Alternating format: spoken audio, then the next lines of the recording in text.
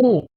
개를 때려잡는 잔인한 도살 방식으로 인해 먹어서는 안 된다는 주장도 근거로 삼기에는 불합리한 측면이 너무나 강합니다. 한국은 한때 값싸고도 질 좋은 노동력을 제공하는 국가였습니다. 그런데 경제 발전이 가속화되면서 임금의 상승률은 무서울 정도로 올라 어느 틈에 고임금국의 하나로 되어버렸습니다. 그에 비해 전기의 경우 생산량의 40%에 달하는 원자력 발전에 힘입어 물가에 비해 훨씬 값싸게 제공되고 있습니다. 따라서 요즘 개를 잡을 때는 간단한 전기 충격으로 잡지 힘들게 때려잡는 사람은 거의 없습니다. 일부에서는 증거 사진이라고 제공하는 개 잡는 사진은 그 복장, 장비, 사람의 생김새, 그리고 결정적으로 사진의 질 등으로 볼 때 중국의 사진인 경우가 대부분입니다. 일부 한국의 사진이라고 제공하는 것 또한 1970년대의 것이거나 연출된 사진인 경우가 대부분입니다. 어느 정신 나간 도살업자가 반대론자들한테 개 잡는 현장을 공개하겠습니까? 사진을 보니 몰래 찍은 현장도 아닌 대놓고 당당히 찍은 모양이던데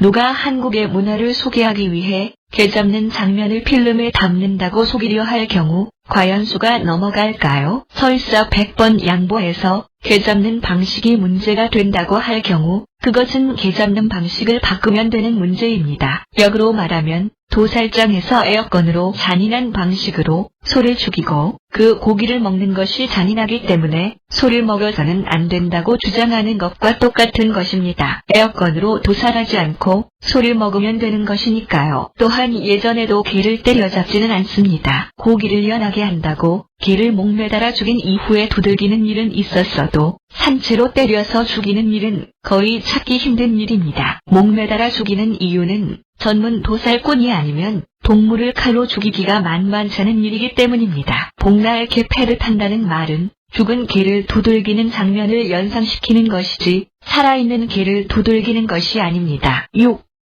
세계 대부분의 나라 혹은 사람들이 혐오하는 음식이므로 먹어서는 안 된다는 것은 틀린 주장이라고 생각합니다. 흔히 우리는 외국인이라고 하면 금발에 파란 눈을 지닌 키 큰 사람을 연상하고 외국이라고 하면 마철로가 우뚝 서 있는 유럽이나 미국을 연상합니다. 안 그러시다면 당신은 편견을 극복한 훌륭한 사람입니다. 그런데 실상 세계에는 192개국에 등록된 국가가 있습니다. 이 중 대부분의 나라는 개고기의 식습관에 대해 그다지 큰 거부감이 없습니다. 설사 자기는 먹지 않는다고 해도 남이 먹는 것에 반대까지는 하지 않는다는 말입니다. 오직 유럽과 미국 등의 일부 나라들만이 남이 먹는 것에까지 태클을 걸고 있는 것입니다. 나라가 아니라 먹는 인구로 따져볼까요? 중국의 16억 인구는 맛있게 잘 먹습니다. 인도의 10억 인구, 매우 다양한 종교가 있는 인도에서 종교적인 이유로 안 먹는 사람들도 있지만 대부분의 경우 먹거나 먹는 것에 반대하지 않습니다. 동남아 각국 먹습니다. 신문에서 영국인들이요 한번 먹어보라니까 하고 비꼴 정도로 잘 먹습니다. 태평양 각국 소가 없는 대신 예로부터 개와 돼지를 먹어왔습니다. 이들 인구를 합치면 먹는 나의 인구는 인류의 절반을 채웁니다. 나는 안 먹지만 남이 먹는 것은 상관없다는 사람들까지 합치면 실상 개고기를 절대 먹어선 안 된다는 사람들의 숫자는 그다지 많지 않을 것입니다. 따라서 국가수로나 인구수로나 먹거나 먹는 것에 반대하지 않는다는 사람들이 먹어서는 안 된다 주장을 압도하므로 이 주장도 설득력을 잃습니다. 반론으로 중국의 90%를 차지하는 한족은 개고기를 먹지 않으며 소수민족들이 숨어서 먹는 음식이다라는 주장이 있습니다. 하지만 중국 한족들 사이에는 예로부터 토사구팽, 양두구육과 같은 개고기 관련 속담이 다수 존재합니다. 또한 중국 공산당 전당대회에서 올림픽 유치를 기념하며 나온 요리가 개고기 요리입니다. 7. 개고기 식용은 한국의 전통 문화가 아니고 중국의 야만스러운 습관이 흘러들어온 것이다라는 주장을 하신 교수님이 계십니다. 이분에 의하면 우리 민족은 원래 기마민족이었고 중국이 농경민족이었는데 고려시대 이후 우리나라가 농경문화로 바뀌면서 중국의 야만스러운 습관으로 전통 습관이 아니라고 합니다. 이 주장이 맞는다는 전제 아래 이 의견대로라면 불교는 삼국시대에 우리나라에 들어온 인도의 야만스러운 종교이므로 우리의 고유 문화가 될 수 없다가 됩니다. 또한 임진왜란 당시 들어온 고추는 페루의 야만스러운 양념이 들어온 것이므로 고추가 들어간 김치와 고추장 또한 페루의 야만스러운 음식이고 한국의 전통 문화는 될 수 없습니다. 정말로 그렇게 생각하시는지 확인하고 싶습니다. 하지만 불교, 김치, 고추장 모두 우리의 훌륭한 문화이고 그것은 보신탕의 옛 이름인 게장국 역시 마찬가지입니다. 그리고 기마민족이 개고기를 먹지 않는다는 것은 금시초문입니다. 몽고 기마민족이 개고기를 먹는 것을 보고 유럽인들이 기겁을 했다는 이야기를 몇 번 본 적이 있습니다. 개가 있는 지역에서 개를 먹지 않은 나라는 없었습니다. 심지어 유럽에서도 이전에는 개를 먹었습니다. 100년 전 파리의 개정육점 사진을 보면 프랑스인도 개고기를 먹었습니다. 8.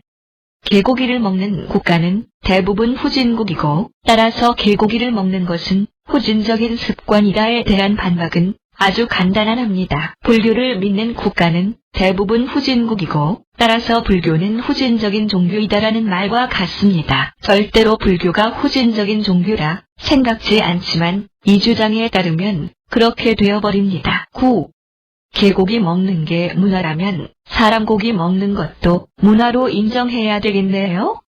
는 흔히 개고기 반대론자들이 잘하는 이야기입니다. 개고기 먹는 게 문화라고 인정해야 한다면 식인종이 사람 고기 먹는 것도 문화로 봐서 인정해야 되겠네요. 그렇다면 개를 애완용으로 키우는 것을 인정해야 한다면 사람을 애완용으로 키우는 것도 인정해야 되겠네요. 여기서 개와 사람은 다름으로 동일시해서는 안 되며 당연히 개와 사람에 대한 구분이 필요하다는 것을 알 수 있습니다. 사람의 애완용 허가하는 생각을 한다는 말이 아니라 개고기 반대론자들의 주장대로라면 저런 주장까지도 성립된다는 말입니다. 따라서 이 주장 역시 틀린 주장입니다. 마지막으로 애견가들이 개를 먹는다는 것은 개를 학대하는 것과 동일한 것이다. 따라서 개고기 먹는 사람들은 개를 학대하고 있는 것이다라고 합니다. 하지만 동물을 먹는다는 것은 동물을 학대하는 것과 동일한 것이다. 따라서 동물을 먹는 사람은 동물을 학대하고 있는 것이다라는 말 역시 성립됩니다. 따라서 채식주의자가 아닌 동물을 먹는,